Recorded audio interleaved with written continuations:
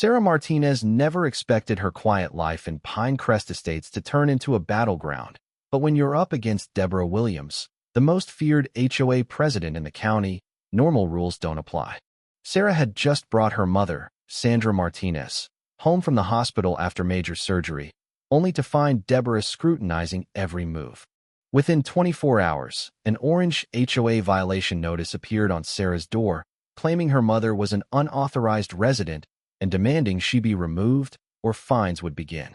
Despite Sarah's attempts to reason with the HOA, Deborah escalated the situation, taking photos of medical equipment being delivered and calling an emergency board meeting to discuss the unsightly changes. When Sarah pushed back, Deborah doubled down, issuing threats and leveraging obscure bylaws to try and force them out. The breaking point came when Sarah's mother had a medical emergency in the middle of the night. Sarah called an ambulance, only to find Deborah's SUV deliberately blocking their driveway, preventing paramedics from reaching the house.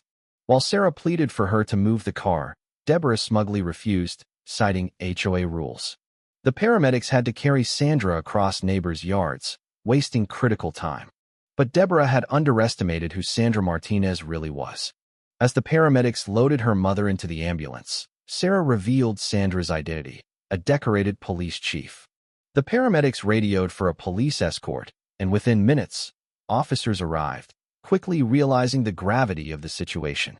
Deborah, who had spent years bullying residents under the guise of HOA enforcement, had just obstructed emergency medical services for a high-ranking law enforcement official. The fallout was swift. Neighbors who had long feared Deborah came forward with their own horror stories, and video evidence from security cameras captured her obstruction. Facing potential felony charges, Deborah was arrested and later removed from her position as HOA president. Sarah and her mother pushed for new HOA policies ensuring medical emergencies would never be hindered again, and the board quickly implemented what became known as the Martinez Safety Initiative. As winter approached, Sandra recovered, and the community changed. Neighbors who once avoided each other now helped one another, and Sarah even joined the new HOA board to prevent future abuses of power. Deborah and her husband quietly sold their home and disappeared from Pinecrest Estates. In the end, Sarah realized the real power in a neighborhood wasn't in the rules, but in the people who stood together against injustice. Months later, Pinecrest Estates flourished under new leadership. The HOA board focused on real community needs, and relationships among neighbors grew stronger. On a crisp spring morning, Sarah sat on her porch, sipping coffee, when a knock came at her door. It was Tom, the only decent board member from before, now the newly elected president. "We're holding a community barbecue this weekend," he said with a smile.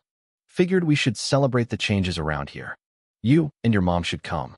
Sarah glanced at the quiet street, now alive with friendly faces and kids playing without fear of ridiculous HOA rules. She smiled. We wouldn't miss it. As she closed the door, Sarah felt a deep sense of peace. Pinecrest Estates had changed for the better, not because of regulations, but because its people had found their voice. And as long as they stood together, no one like Deborah would ever hold power over them again.